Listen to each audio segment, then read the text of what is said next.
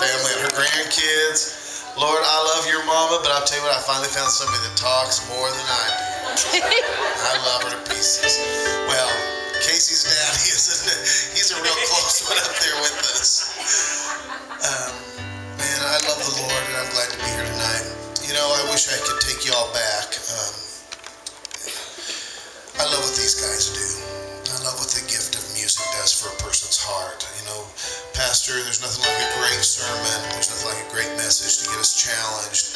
But there's something about music that can touch a part of the heart that nothing else can. And I know that's because of God and His greatness of the chief music maker.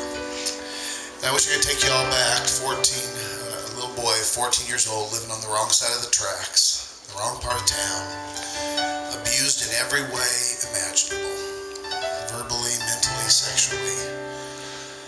But one day, a precious, precious couple took time out of their busy lives of raising their own two little kids, Keith and Sharon Johns, and they went doing what we used to call door knocking on the wrong side of town for a bus ministry.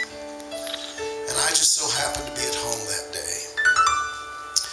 And they came out on a Saturday afternoon, February 6th, 1972.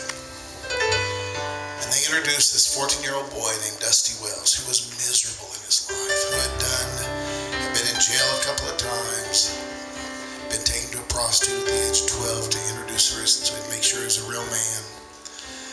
But they introduced that little boy to Jesus Christ.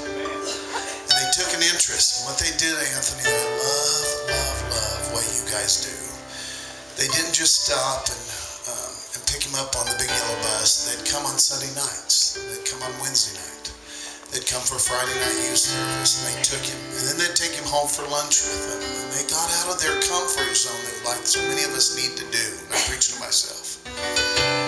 They'd take me home on Sunday afternoons, and they'd eat dinner. And of course, my idea of dinner was TV dinners, pot pies.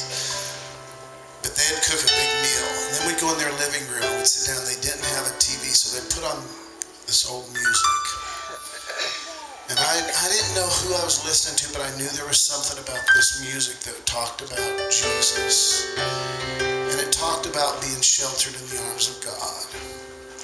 And it talked about different things of build my mansion next door to Jesus. And it talked about songs like Mama's teaching angels how to sing.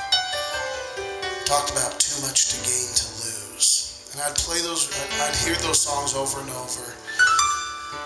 And eventually I started collecting music, and my mom bought me some music, and it just so happened to be the same music that these people. And it's a beautiful Cinderella story of getting to meet and travel and work with the Rambos. There's so much more I could tell, but music played such a part of my life. And here it is, 38 years later, and I get to work for a Christian record company. I get to take music and pour it into people's lives.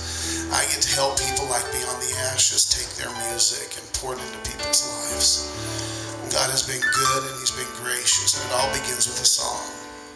And Anthony and they were going to sing one of my favorite songs. I got the privilege and honor of standing on stage night after night after night with the legendary lady named Dottie Rambo. And she wrote some of the greatest songs. And her music helped me so much as a little 14-year-old kid. And I thought it was very cool. I was thinking about it today when I was playing some of old Rambo's music. I do like to play that old music. I was thinking about how I got to take care of her in her later years of life, how she took care of me as a kid.